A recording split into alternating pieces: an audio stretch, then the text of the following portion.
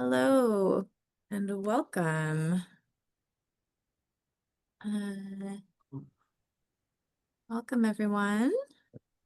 We've got quite a few folks signed up for the session today, so we're just going to give people a few minutes to filter in and then kick off. I'm really excited to host you all today for this really important conversation. So thank you for joining us. Um, And it looks like we've got a good group of people already joining. So maybe I will hand over to my colleague Kusi to kick us off.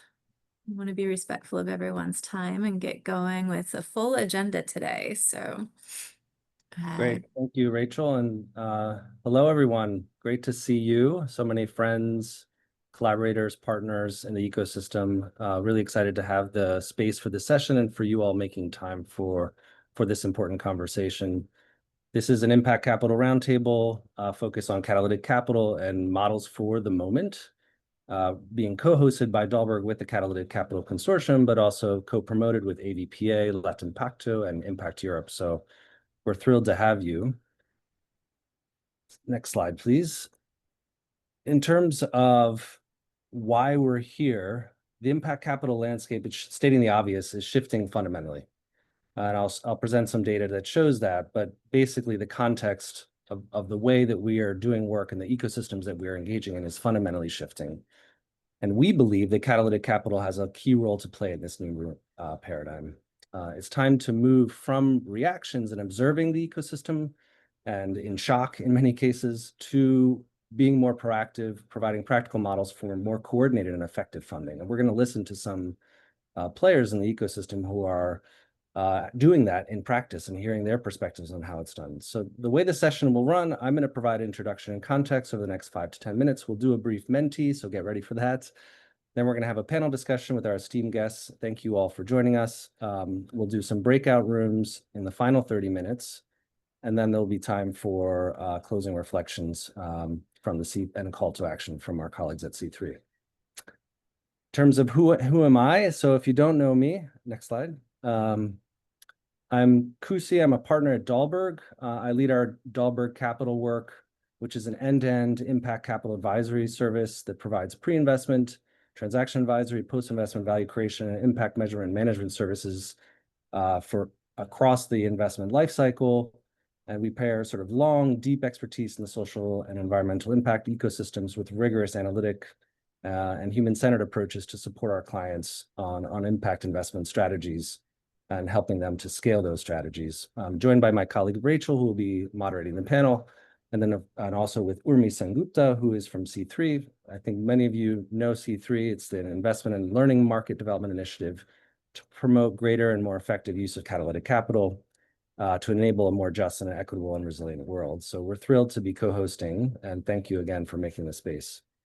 I'll jump right into the context. I shouldn't have to share this data. You may or may not have already seen it, but with the ODA cuts and rising debt pressure, there's less oxygen in the room for low and middle income countries and for investments and activity in the social sectors, period. On the left-hand side, you can see that what I already stated, stating the obvious, that there's been a dramatic reduction this year in official development assistance, not just from the US and the cuts in the foreign assistance here, but also in Europe, where we've seen cuts from France, Switzerland, Germany, Belgium, and the Netherlands. And in fact, this is part of a longer term trend where you can see on the left-hand side that ODA as a percentage of GNI has been decreasing year on year. Now, this is set to further decrease by 50%, we expect, by our own modeling estimates to 2030. So that's a lot less concessional funding resources in the ecosystem for low and middle income countries. At the same time, today, there's more than 3.3 billion people who are living in countries where debt repayments are higher than spending on health and education, right? There's an almost unsustainable level of debt. And in the lead up to the FF4D sessions next week in Sevilla, I imagine there's going to be a lot of discussion around what do we do in this context? Less ODA, more debt, the oxygen is being sucked out of the room, and what do we do in this context? So this is an opportunity potentially for some of the actors in this ecosystem. But at the same time, efforts to mobilize private capital and fill development finance gap are both short in scale and reach, putting a lot of pressure on many of you and other ecosystem actors in this space.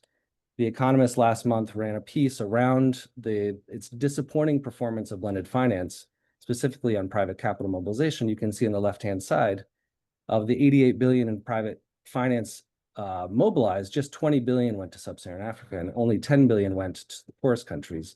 And in fact, if you look at that graphic, while there's a slight uptick in 2023, those numbers year on year from 2017 to 2023 are pretty flat. We're not seeing significant increases in blended finance coming out of the 10 years ago ADIS meetings that called for moving from billions to trillions in terms of the financing flowing to low to middle income countries.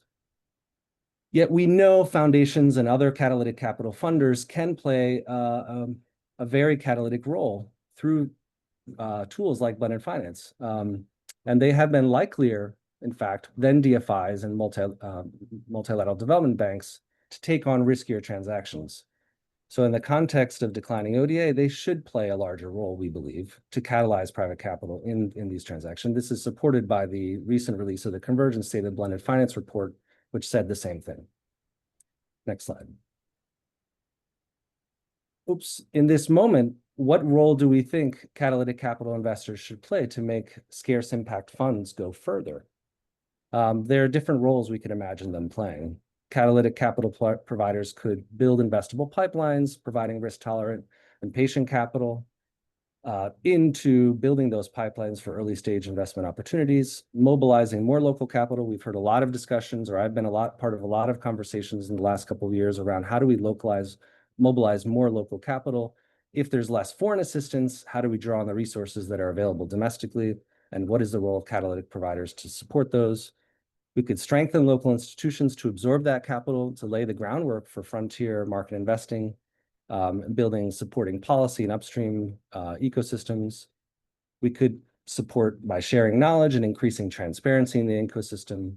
We could also support intermediaries, including first-time and local fund managers, to actually deploy capital. And we could also actually participate directly in blended finance transactions. So I'd love to hear what you all think about what role catalytic capital could play or what is most needed. And so we have on the screen a Menti in terms of to set us up for the context of the discussion. You can use the QR code or go to Menti, and I believe my colleagues will put in the chat the link, and you can use the code 64515623 also on your screen to indicate where you think the three most important roles that catalytic funders can play. So I'll give it a minute, and then we'll show the results.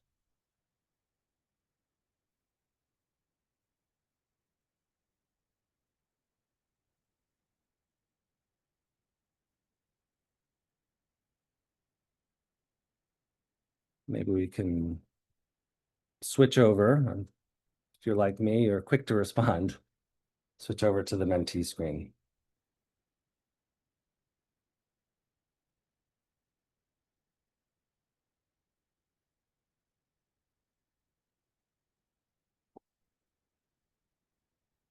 All right, we've got already 27 responses. So it's pretty even. Interesting, not a lot of other. I'll give it just another minute. But for our panelists taking note here, we're seeing a pretty even distribution. The catalytic capital should be doing all of these things. Perhaps participating more in blended finance transactions is taking a slight lead. But all of these things are resonating. Building investable pipelines, mobilizing local capital, etc. We'll leave this open for another minute. But I do think this is interesting to see that it's relatively balanced, that all of these things are needed, which shows the critical role of catalytic funders. With that, I'm going to pass it to my colleague, Rachel. We'll leave the Menti open, and maybe we can share back the results to all of you at the very end in case you didn't have a chance to respond. Do you want to, there are open the two more Menti questions, Chrissy. We probably have time if you want to ask Oh, okay. one. Yeah. All right, next question. Over the next 12 months, are you planning to increase or decrease your catalytic capital deployment? This one I'm very curious on.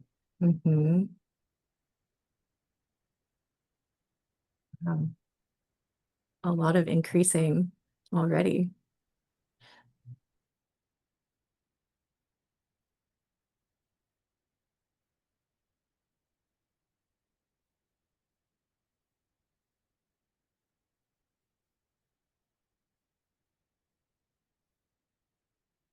All right. That's a very hopeful sign, and I hope this is true. We may just be a sample of the ecosystem, but it's a strong sample knowing who's in the room. So it's promising for me to see that many of you believe you should be increasing your deployments. Why don't we go to the last question? This is an open answer. So which catalytic capital approaches are most needed now to address the impact funding gaps in emerging markets, in your opinion?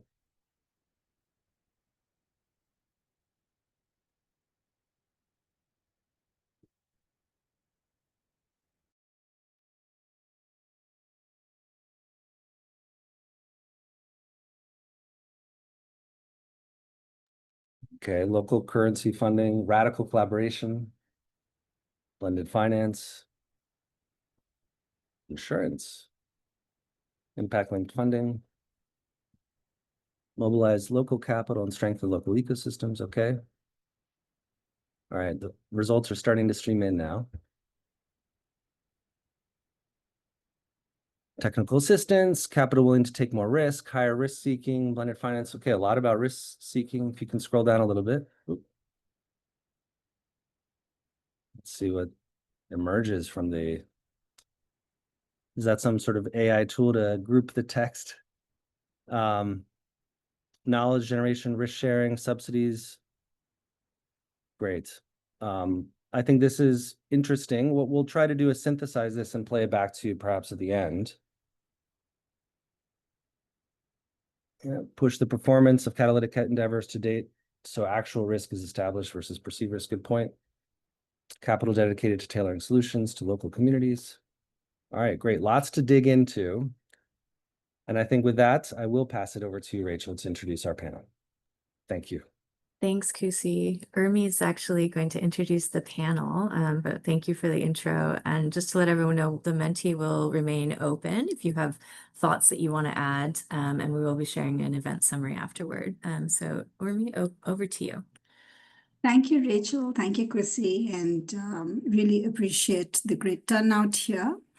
I am representing the Catalytic Capital Consortium, which hopefully many of you have heard about or participated in some events with through our partners, Latimpacto, AVPA, and Impact Europe, and really grateful to Dalberg for co-hosting and planning this event with us, which was initially their idea and echoed interest we were seeing from our community members.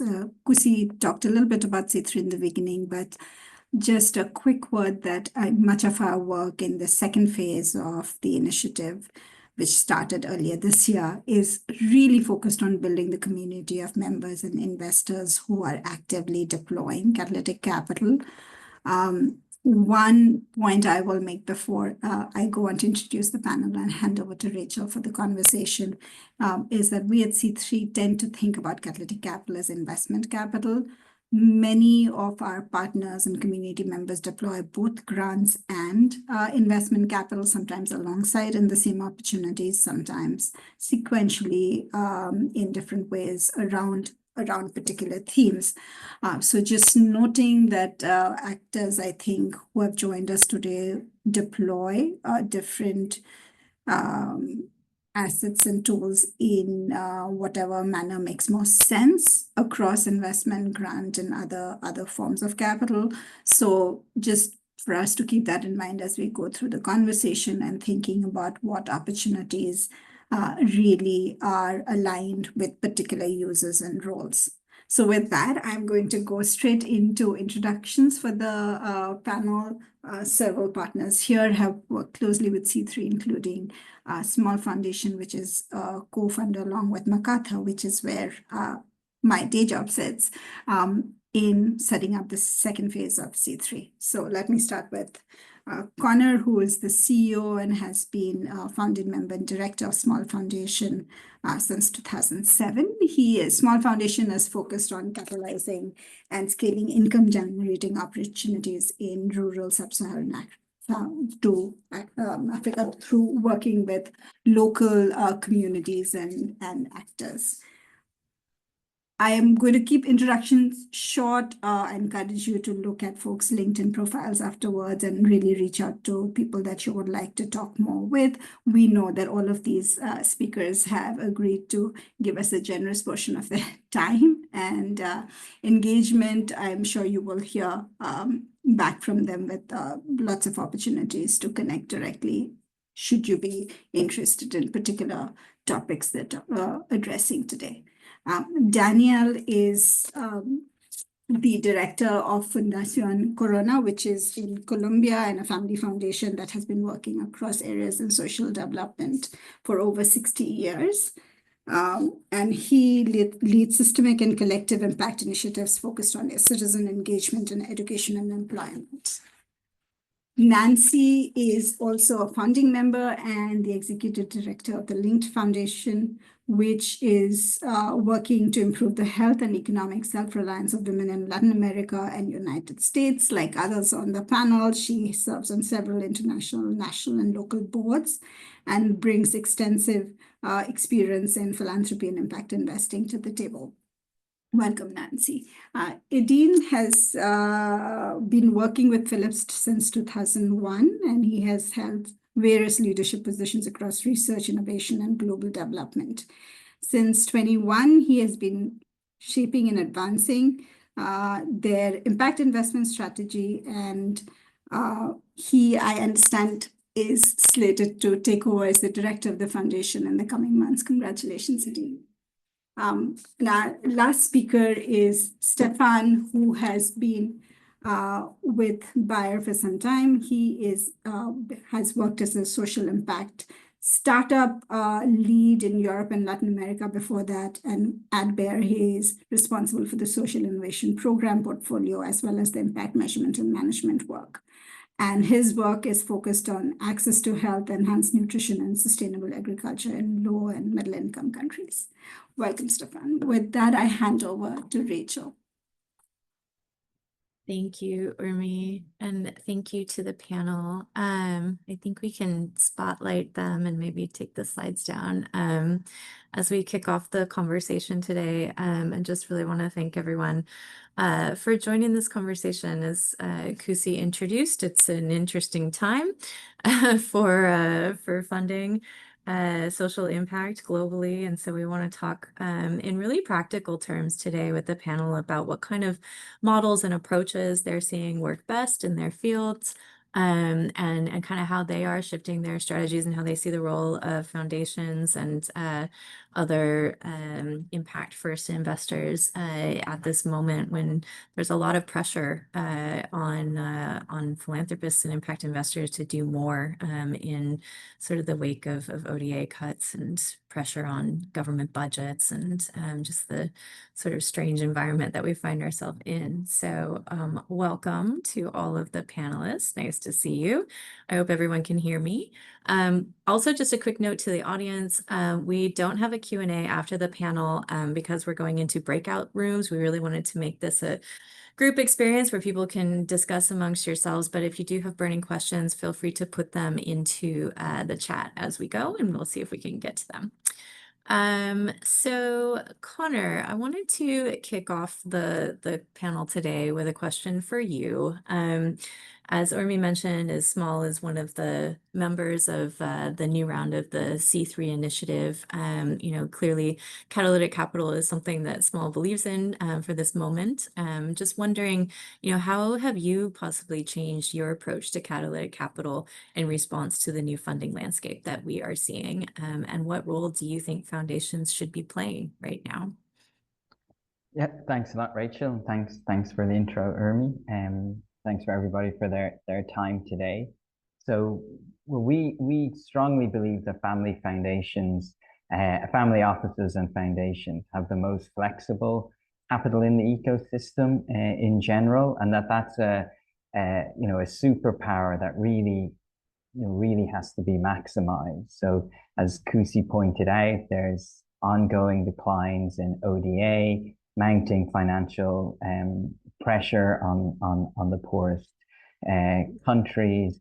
And so it's a difficult time. I think catalytic capital can play a role. I don't know if there's any single model or silver bullet, but one of the areas where we're definitely pivoting is to look more at mobilizing local capital and exploring how different ways that we could look to do that and what it means to do that, kind of how to do that across a wide range of countries and then a wide range of institutions within those countries. And another question that we're grappling with as we mature, we're about 18 years old now as an organization and have been deploying catalytic capital for probably around 15 of those years, I would say, in different ways, is how long your catalytic capital is needed per entity, and for partners to really maybe use the word graduate onto different, maybe purely commercial forms of capital. How long does that take? And then how long ought we to be providing support? So for instance, we have a partner we've been supporting for nearly 10 years, originally provided them concessional funding to do research, to look at expanding their business, then worked with a DFI to provide them equity funding. That was around 2018 or 2019. Last year, we provided them some bridge financing. They have graduated a lot onto commercial capital, working with local banks, but they still want to grow faster and have the opportunity to grow faster and serve clients, providing productive assets to clients faster than they can raise that commercial capital. So one question we ask is if we continue to provide bridge funding, does that continue to be catalytic, and really look at the intentionality and where you want to go and who else you can bring along on that journey with you, and focus on building that I guess a collaboration or a collaborative to bring these different ventures along. So I'd say in summary, for us, it's focusing much more on local, but also being more open to doing longer term supports of our partners, and then being very proactive in trying to look at collaboration. Yeah, that's a great point. And I would love to come back to talk about kind of what's happening with local capital and the willingness of local banks and others in the current environment to support the kind of enterprises that you all are funding. I'd love to turn to you, Daniel, and maybe understand what this looks like in the context of Colombia. Fundación Corona develops a lot of innovative models to address really complex social problems. And I wonder how you're thinking about your role and strategy, and how you're seeing other local funders respond to the environment in Latin America. Thank you, Rachel, and thank you for the invitation to you and to Dalberg and C3. Well, for us in Colombia, I think we're passing through a challenging moment, of course, us globally, but we had a long dependence on USAID and different type of ODA. And with the decrease, we're trying to see how from the philanthropy and also the private sector, we can promote more catalytic capital. I would say that the role that the foundations, not only us, but different partners that we have been working over the last 10 years, would be like in three main roles that complement to each other, depending on the risk that we were discussing during the Mente.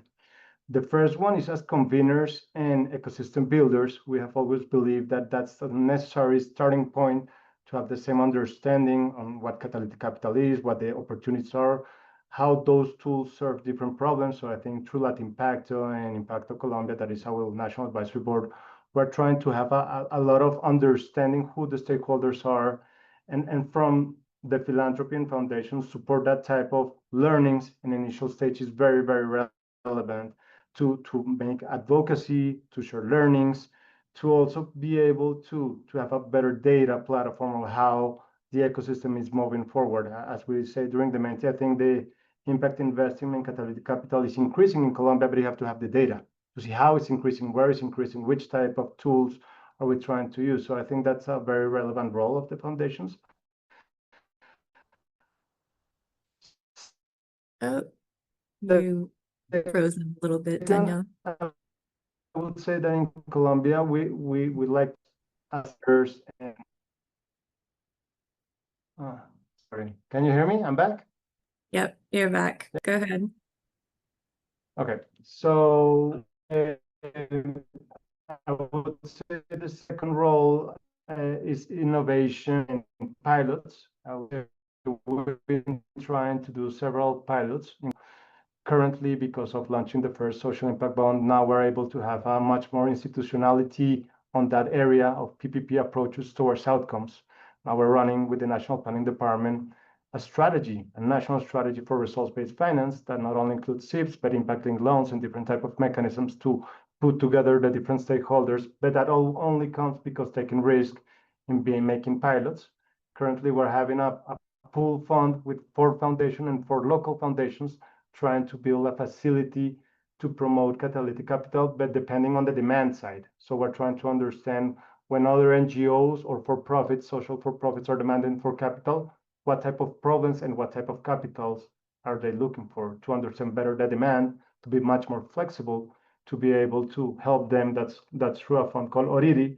And last but not least, and I like what was put out in the Menti, I think there has to be risk absorption. So I think more foundations have to play the role in being part of the blended finance models. We see Fundación Bolívar da Vivienda, Fundación Bancolombia, and others taking this first loss risk in many new models. And I think we have to increase that to have more showcases in Colombia in different sectors. Of course, we have a lot of rural development, so that's the area we are testing the most. But hopefully now we're trying to get into environmental solutions with this blended capital as an opportunity. So I think we can take more risk. We have to support more pilots, but of course we have been supporting. We have to enhance the capacity building of the ecosystem. Just a quick follow-on question there, Danielle. Do you feel pressure when you're investing in strengthening the ecosystem at a time when there is a huge need for direct investment and capital for, companies and organizations? Do you get pushback on still allocating capital at the ecosystem level? Well, it depends where we're trying to allocate those type of capital, because in some cases, when we're trying to build TA facilities, I would say it's a win-win situation for the companies, for the end users, and at the end, the ecosystems. That enables a little bit what we're trying to build is those TA facilities where the projects that are actually trying to do solutions have the resources to help the design and evaluation to be much more successful. So in that sense, build capacities. I just came out of an event with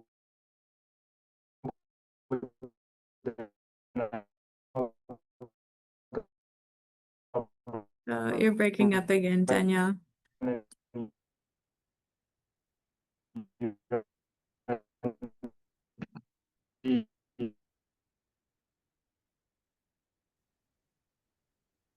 Oh, and now you're back. Do you want to just repeat that one last thing that you said? You were saying that TA is a place where you get a lot of direct impact for companies in terms of ecosystem building. Sorry for that. Yes, and their topic is like trying to understand how to build in a condition from the public sector. That's very, very necessary to build larger than the country and investment. So we're trying to build capacities also from the PPP type of approach that enables. Of course, that has to build appetite for large investors and international investors towards the country. And sorry for the internet connection problems. No worries. I think you're making a good point about when you think about ecosystem building, it's engaging the public sector as well, and building that institutional strength, which is really important. Thanks, Danielle. I wanted to open this question to the other panelists as well, just in terms of, really grounding this understanding of what in practice the practical models are for catalytic capital that you're seeing work best. And maybe kick off with you, Nancy, because I know you're in sort of learning and reflection mode at the Linked Foundation. So would love to hear from you kind of, what you're seeing or what you're finding, what you're learning has worked best in your experience deploying catalytic models and other approaches. Yeah, thank you so much. It's a pleasure to be here. Thank you again. Just to set some context, we've always been a fixed life foundation. We have had a 20-year time horizon. We're actually in midway to our exit. We'll close the doors on our global impact investing work at the end of this year. So we are really unpacking what we've learned. We've always considered using all the resources dedicated to the foundation in the lifetime of the foundation. So early on, we were figuring out how do we get this all to work around our mission. And I'll just touch on like 4 key areas. The primary area that we focused on our resources has been in using blended finance to de-risk early stage health enterprises, blending debt financing and grant funding to support promising early stage health enterprises that are creating access to healthcare where there hasn't been in the past. And I think, one of the good examples that I use, and it's great to look back now and see not everything's worked, but a lot of things have, to see several of these health enterprises actually scaling. We worked with, and before I say that, I'd say we're a really small foundation, so we've always worked in partnership, and we've really tried to leverage our resources with others that we could bring not only our capital, but our other technical support and expertise that we have. And one of our partners has been Global Partnerships. So we've worked with them over the years, really finding really great health entrepreneurs. One of the examples that we have is with a company called Clínicas del Azúcar. Some may be familiar with them. And we worked to bring early stage debt financing so they could open some of their initial clinics with Global Partnerships. They were too early for Global Partnerships funds at that time or other impact investors. So we felt it was a way to help them de-risk the model. We coupled the debt financing with a grant. And we always looked at a grant to say, how can you use that grant to deepen your impact or create some aspect of sustainability for your model? So they believed if they had a call center, they could have better adherence for their patients and also see better A1C levels. And so we provided a grant to help them pilot, and now it's scaled in part of their business. And Global Partnerships underwrote the loan. We provided them a grant. They underwrote the loan, managed the loan. And I think it was a 6th and 7th clinic that we financed. And now they're the largest private provider of healthcare for diabetes and hypertension healthcare in Mexico. They're opening up 2 a month. They're in every state. And they just opened one in San Antonio, Texas. So, and really our job was to say, how can we support you along the way, in addressing this issue of how do you help them along the capital continuum? And I think, foundations can really play a role in that area. And I would say we've also, because we are using all of our assets in the lifetime of the foundation, have invested in impact funds. Meaning that we're interested in funds that have either a capital preservation or very modest return, but are providing capital. And mostly we've been in debt funds that are unlocking flexible capital in the developing world. And the other tool and the other role that we've played since 2008 has been with MCE Social Capital, because they're the only one that we understand are providing this really unique guarantor model. It's an innovative loan guarantee model and they use philanthropic guarantees from high net worth individuals and foundations, and they borrow from US and financial European institutions and then on lend to social enterprises around the world. And it's super interesting because we've been looking back to see, and I just would say we really think it's a leveraged up philanthropy tool, because a $10,000 annual donation that you make to where there's a loan loss and it's shared with over 125 guarantors unlocks $500,000 in loans. And we've been a guarantor since 2008, which has mobilized 8.5 million in capital for 25,000 individuals. So, I mean, looking at what are all the things that you can do. And then, lastly, I'll say that building the field, building a pipeline in the last 5 years, because we're closing our doors, we've said, how do we create the landscape for investing in women's health? So we've worked with a pooled group of funders that were interested in looking at women's health in Latin America, with a local partner, New Ventures Capital, that's now running it, and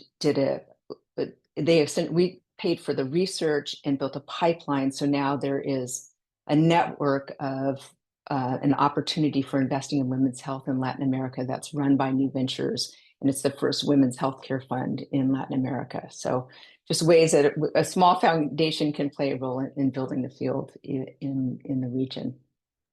I love those examples of different roles. Maybe a quick follow-on question, Nancy, back to a question that Connor posed in the opening, is you were talking about moving your portfolio companies along the continuum of capital. Have you grappled with that same question of like how long is too long to support a partner? At what point does it become not catalytic or less catalytic, but providing more funding?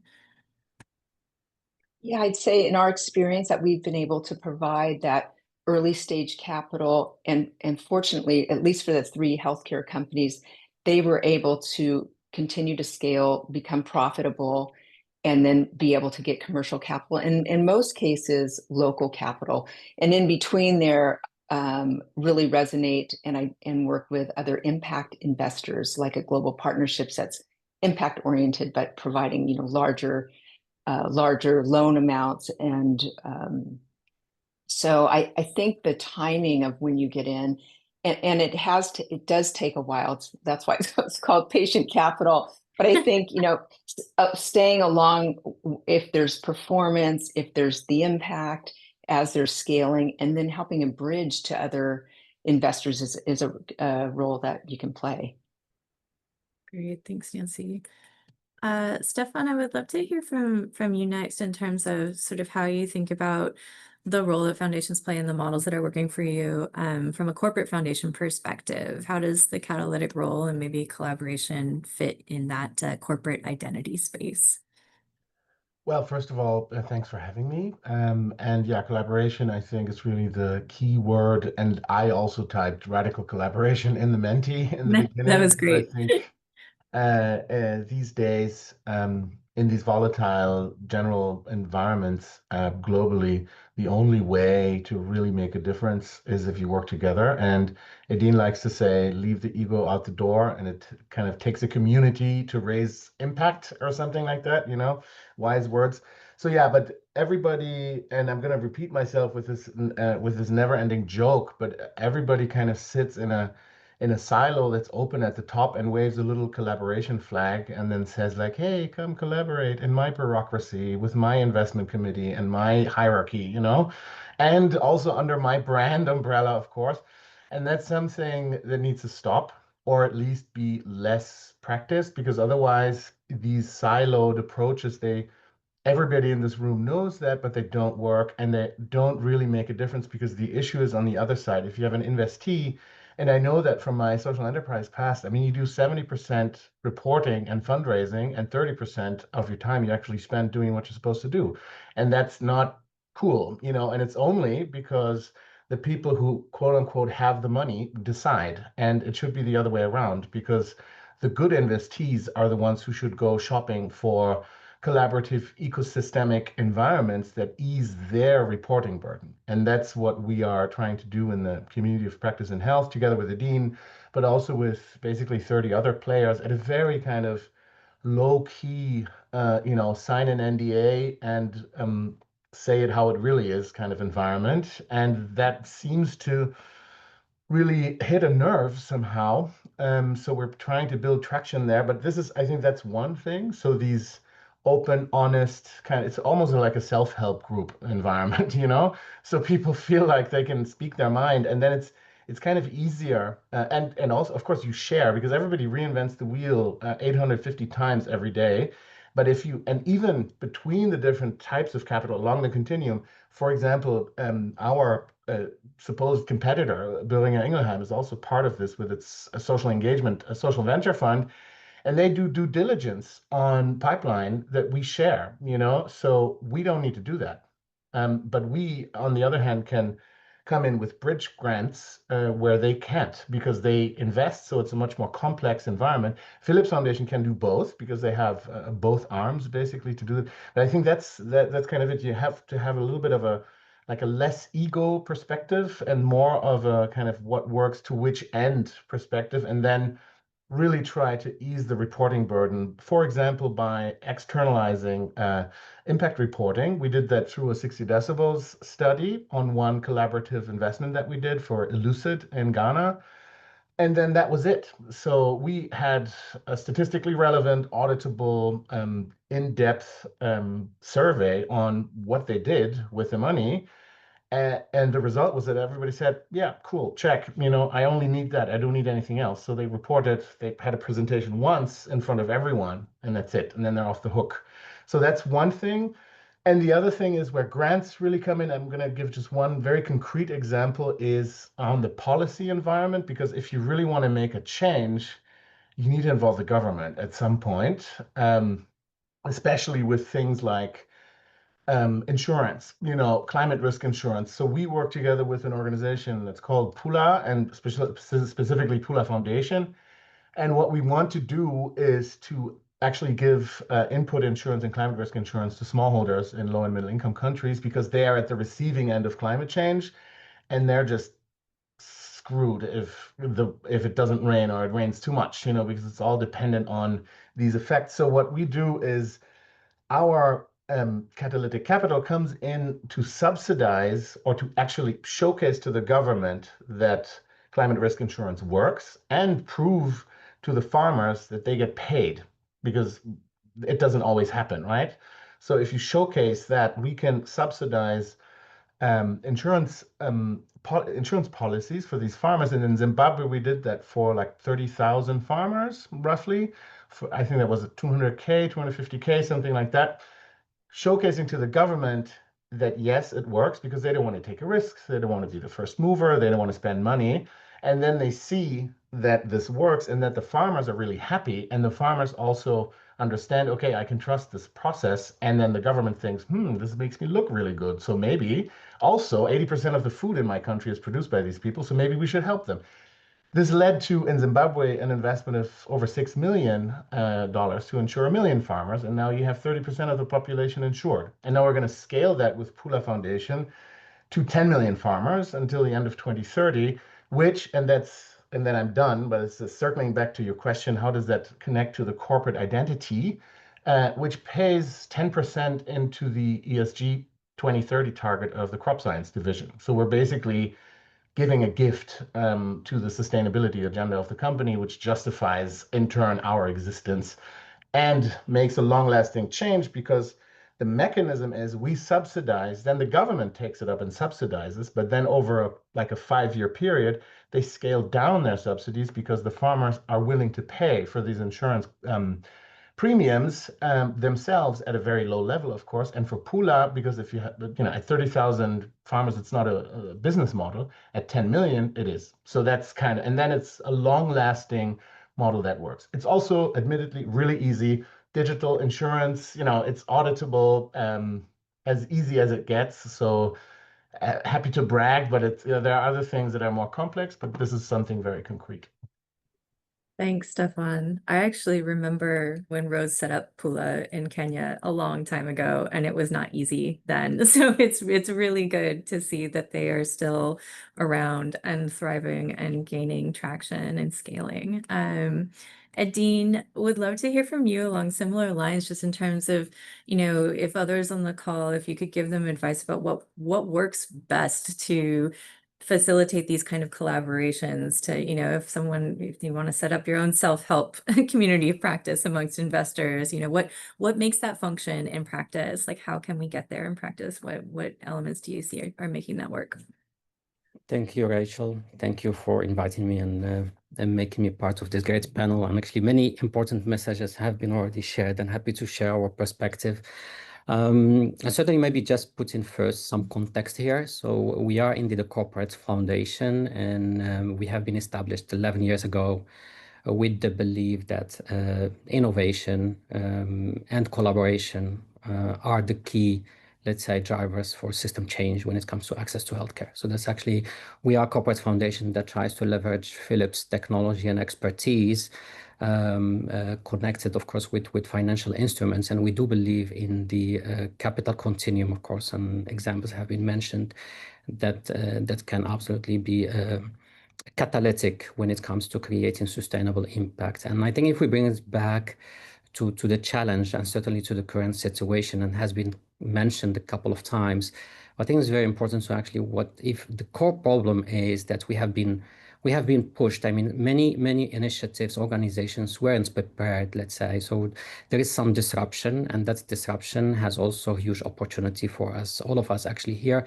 to build for resilience. I mean, we have been pushed to think how we can create resilience and sustainability when it comes to impactful initiatives. I think that's the core problem we're trying to address, in my view. And of course, and in my view, there are a number of dimensions that I look at it more from practitioner point of view. So the first one, of course, is many initiatives we receive, and we have received, of course, the last, I would say, months, different types of initiatives, and have been also in different type of engagements where we see that many initiatives haven't been assessed or even considered. So for different type of support and investments than the traditional way of doing things. And I think this is, and this has been one of the key challenges. And what I mean with that, of course, if I look to my discussion with some of the partners, is that they have great initiatives, and but at the moment they are facing the situation, how do we build towards sustainability for those initiatives? So just an assessment actually towards sustainable or let's say investable cases, I think that is very important, and that is where we see the role of many accelerators and donors, and we have many in the ecosystem, so that can really support us to be more catalytic to test this kind of models. We learned, I mean, from our way of working, so we believe indeed in the continuum of capital, from, let's say, grant making to debt, convertibles, equity. That's what we have been establishing so far. We have 16 investments, most of them focusing on the global south. We have between 30 to 50 programs active on a year basis. And we have some initiatives, for example, that we have been supporting for many years. So let's say they have gone through a first round of grant, a second round of grant, and then we get into discussion, how do you become sustainable?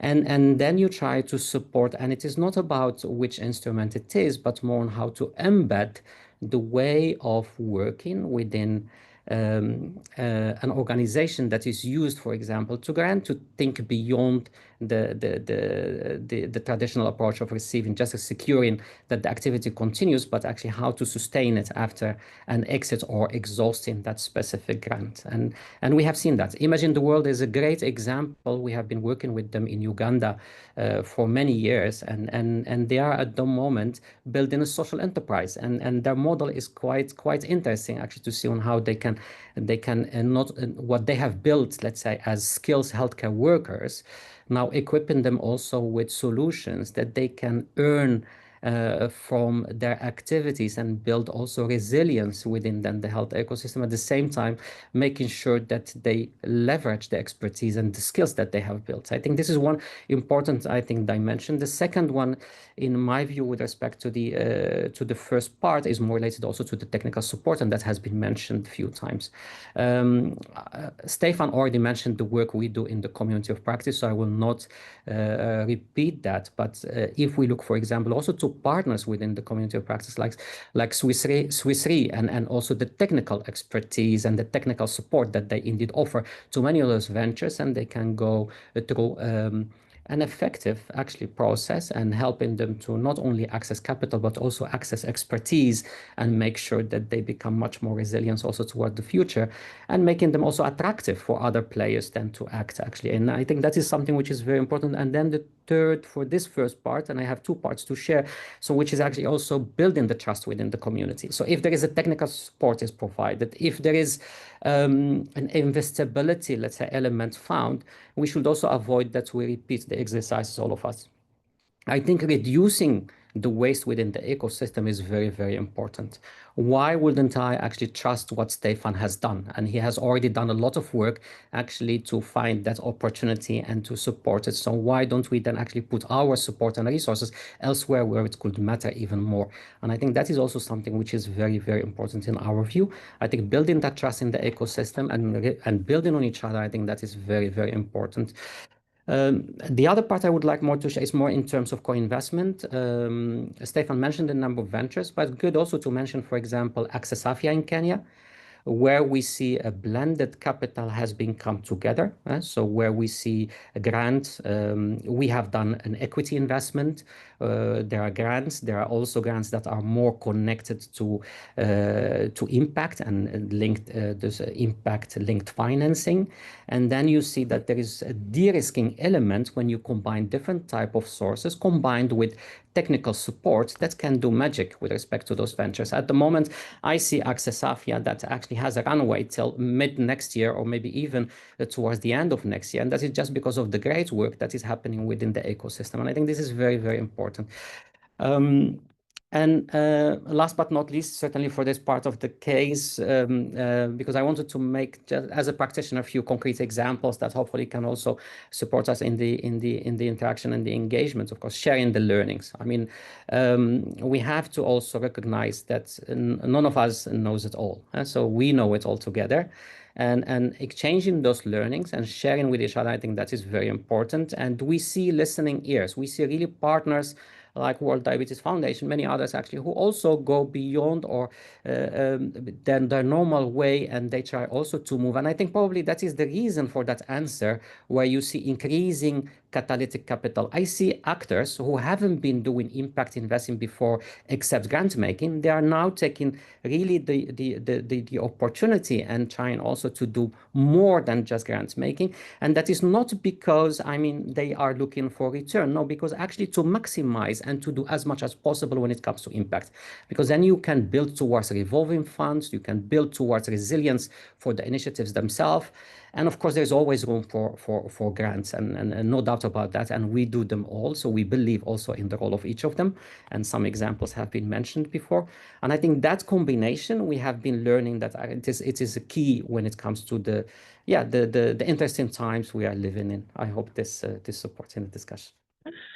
I think that that last part checks out with what we saw earlier in the Menti, in terms of a lot of people on this call planning to increase their catalytic capital allocations. And maybe some of that is, like you said, Adine, shifting from just the pure grant approach to testing out new models and to be more catalytic. So exciting to see that happen.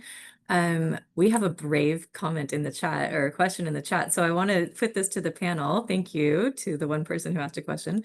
Alejandra says, if you could redesign one element of the current impact investing architecture to better serve emerging markets, what would it be? I will put that to anyone on the panel who would like to answer it. You volunteers. Can I? Go Yeah. Just to build also on what I just shared and what we have seen. I mean, one of the things that I would like to challenge, to redesign, and that is some of the work we are doing within the community of practice, is moving away from traditional building funds. So we believe that actually teaming up, and more a kind of, I would say, bottom-up approach where like-minded come together, where they really act more from the reasoning, so that we need to reduce waste, we need to build on each other, we need also to build on each other expertise. And then I see different actors that can really come together to build a different type of, I would say, collaboration. We can also call it a fund, but it's completely differently also designed from, let's say, we have a thesis of a fund with a specific return, loss making, what have you. I would like to move away from that and really thinking more what brings us indeed together. How do we build a thesis that can bring us indeed together, and make sure that we can leverage each other's expertise and distribute then the efforts in a way that can be effective. And I see some of this work happening, and absolutely watch the space. I would say you will see a few interesting things happening. Go ahead, Stefan. I love that, Adine. Yeah, I think, I mean, it's nothing that you can change really, but the volatility of currency, like the foreign exchange risk that you have in the local markets. I mean, we've seen it, for example, in a project where we want to increase women farmers' income in Kaduna State in Nigeria, 100,000 women's income by 30% year on year in Naira. So, like 6 months in, the Naira devalued 30%. So now we have to do it 60%, because people just have less. So I think that and the whole policy volatility as well. That's something that's not really addressed, I think, in this whole impact investing and social enterprise ecosystem. Nobody addresses this. It's not Silicon Valley. Like, you're operating in a completely like random radical changes occur in your environment, and this needs to be factored in somehow. And I don't think we're doing that. And also in terms of respect for the resilience of these entrepreneurs. I mean, it's like there's this book. It's called Feel the Fear and Do It Anyway. I mean, those people are really shining examples of how you can do that, and that also again like accounting for grant making and so on. So if you factor in the price of energy and backlash and headwind that you get in most of these environments, then you deserve some more runway. And that's what foundations actually can do. That's what this catalytic grant capital should be used for, I think.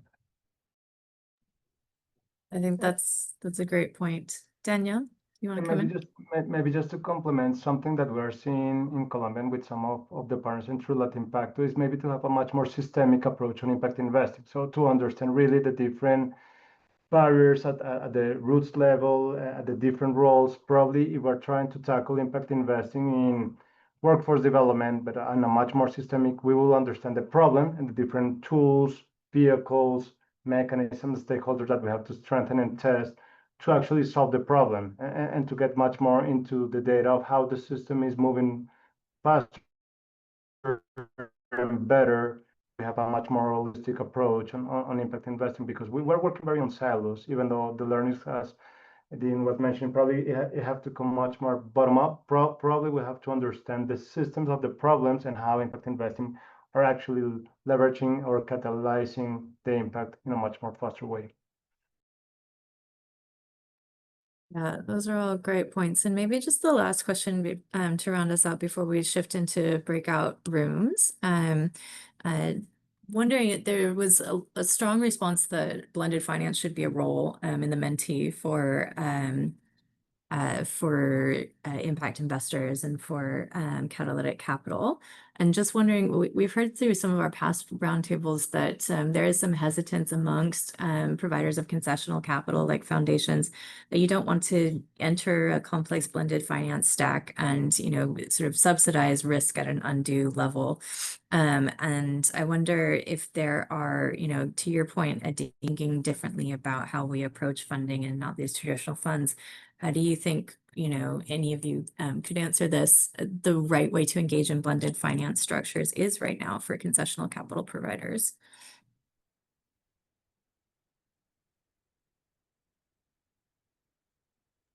I might go. I think it's very hard to know, and I don't think there's a single answer. I think It depends on the intention. It depends on maybe the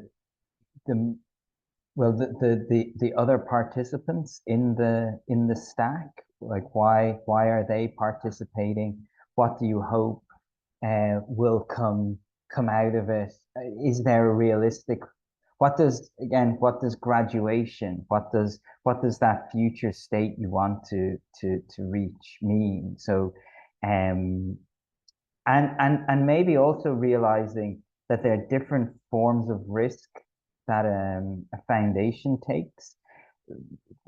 We're very used to the sort of impact risk, but there are also risks that maybe you are too concessional. There are risks that you're not concessional enough, and maybe the project fails, and just accept those risks too as part of what it means to deploy catalytic capital, and then use the same sort of feedback loops in terms of learning, what worked, what didn't work, and would totally agree with what Adine and Stefan are saying about that importance of learning and knowledge sharing. But I think certainly from our perspective, if we're looking to work with local pension funds who are investing in early stage, maybe first time fund managers in their local ecosystem for the first time, where previously they've mainly done government bonds and real estate,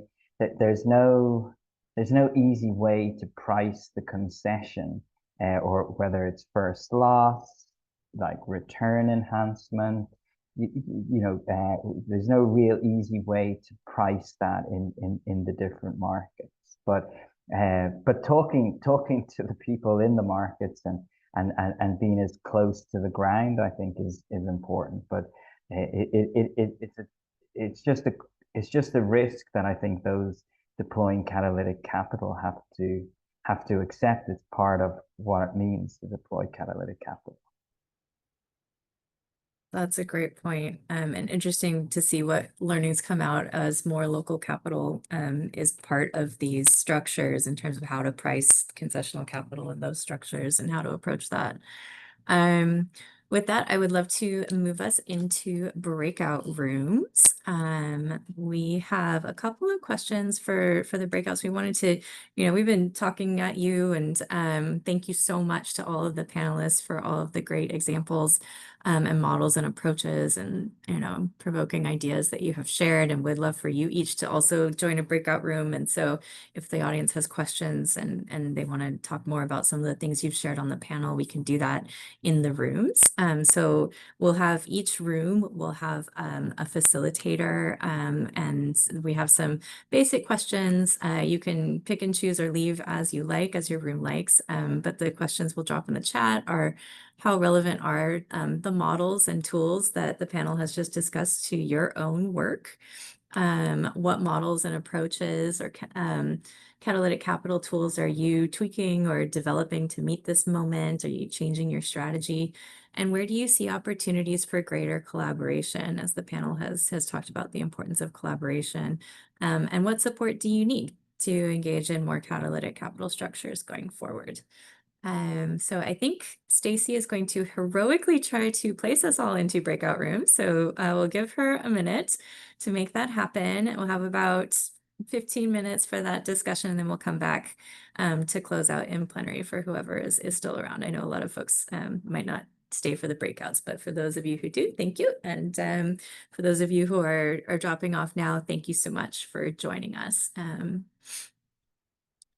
All right.